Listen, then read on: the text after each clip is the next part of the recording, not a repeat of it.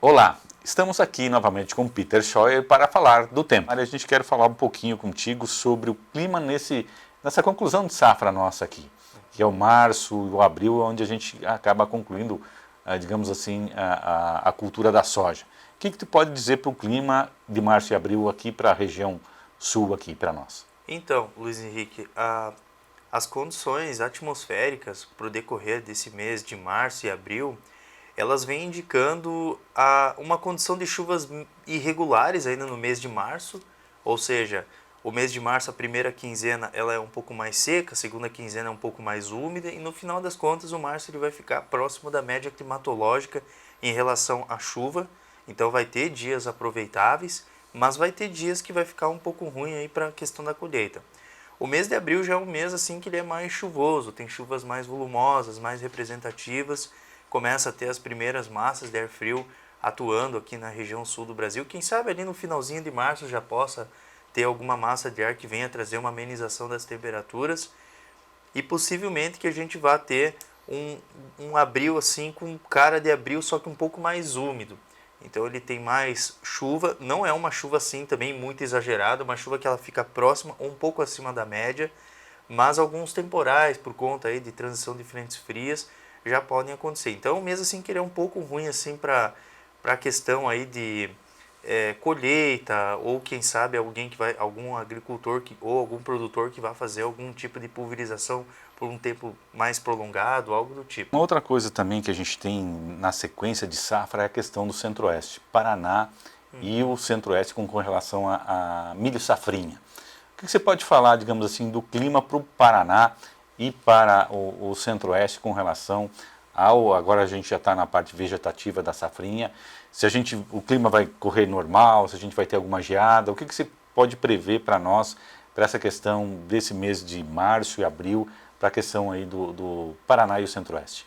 Então, tanto o Paraná quanto o Centro-Oeste, que são bons produtores aí do milho, principalmente agora o milho safrinha, eu acredito que a chuva ela vai ficar abaixo da média nessas regiões.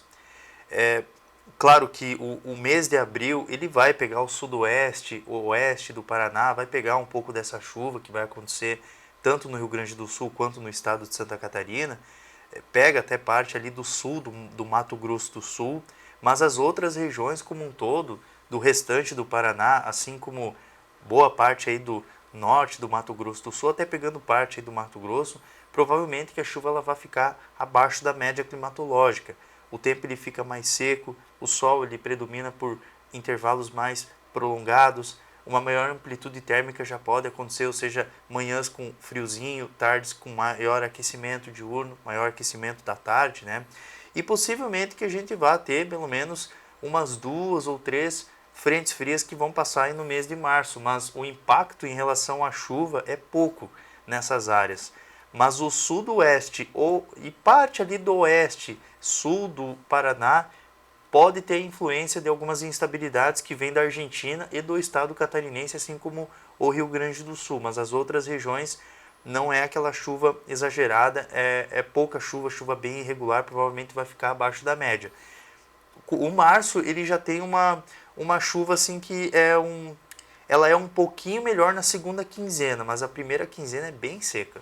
Então a gente vai ter nesse primeiro momento um certo uma certa queda, digamos assim, você aposta alguma coisa de produtividade com Eu, relação a isso ou se equilibra com a temperatura um pouco mais baixa? eu O que acho que que você pensa uhum. nesse sentido? Eu acho que se equilibra até com a temperatura, porque ela ainda não é um frio assim ainda exagerado, tem essa amplitude térmica, né, que o milho até ele, né, se ambienta bem, mas é só a questão da chuva, pode ser que tenha um pouquinho dessa falta de água no solo, algo do tipo, mas a temperatura ainda está ok. Na segunda quinzena de abril já tem as primeiras geadas, só que é aquela geada que ainda não é generalizada, é uma geada que ela é mais concentrada nas baixadas e vales. Isso também lá para o centro-oeste? Não, para lá ainda não. Eu acredito que pode até ter alguma temperatura mais baixa, quem sabe no sul do Mato Grosso do Sul.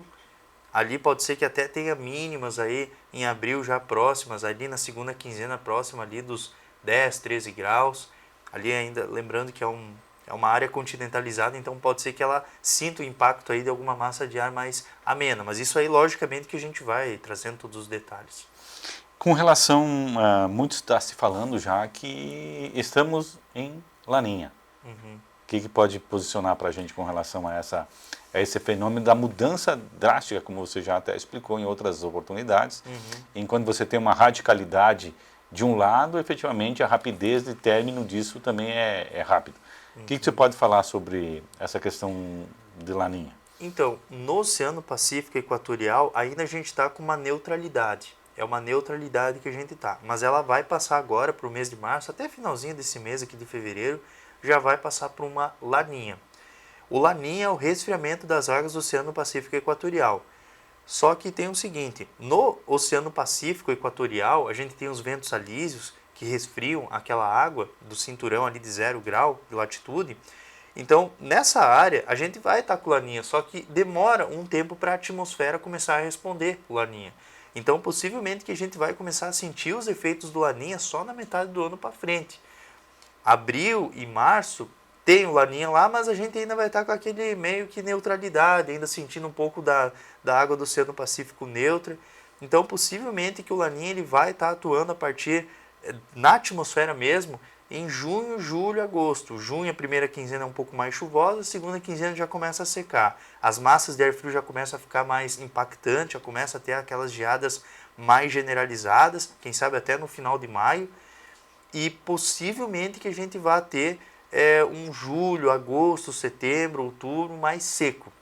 A segunda metade do ano ela é com chuvas irregulares. Vai ter um outro mês que pode ter chuva, mas isso a gente vai analisando, mas a tendência é ficar mais seco, segundo essa segunda metade do ano para frente, mais frio, frio tardio, por exemplo, em novembro e outubro a gente pode ter, e no mínimo umas 3 ondas de ar frio polar, que trazem geadas amplas e generalizadas, com neve na Serra Gaúcha, nas áreas da Serra Catarinense, alguns pontos aí do Campos de Palmas. E lembrando, claro que é neve isolada, mas isso a gente vai atualizando. E lembrando que provavelmente a gente vai ter um veranico. Isso aí a gente pode ter, quem sabe, em maio. Início de junho também, mas depois daí já vem as primeiras ondas de ar frio e já começam a trazer temperaturas mais baixas. E esse Laninha ele vai durar um ano aproximadamente. Quem sabe lá para março do ano que vem, em maio, a gente já começa a ter uma neutralidade e um início de um El Niño de novo. Então voltaria a um ciclo normal. Isso. Isso. Mais ou menos um ano, mais ou menos. A gente teve 3 anos de Laninha, depois um ano de El Niño, e agora voltamos mais ou menos nesse intervalo aí. Isso. Então nós teríamos resumindo, assim, a gente falou bastante, mas resumindo, então nós teremos um clima, digamos, um pouco mais úmido para o nosso março, abril aqui, certo? Considerando o passado. Nós teremos também um pouquinho para o centro-oeste na mesma frequência, certo? Com uma tendência a ser mais para o final de março para frente, né? E a gente tem então a mudança efetivamente com os efeitos a partir de junho, julho da mudança de El Niño efetivamente para Laninha. Essa é mais ou menos o resumo que dá para a gente colocar? Isso, climatologicamente, meteorologicamente, sim. Porque assim, o que acontece? Muita gente pode até confundir, porque o Laninha ele já vai estar atuando no mês de março. Mas daí muita gente vai pensar, pô, mas abril está mais chuvoso, por que se está tendo Laninha? É porque a atmosfera ainda não está respondendo. Então é bem isso que tu falou, lá para metade do ano para frente que a gente começa a ter definitivamente um Laninha atuando na atmosfera. Mas no oceano já vai estar agora atuando. Mas é bem isso mesmo. Ok, obrigado Peter, e a gente volta no mês que vem.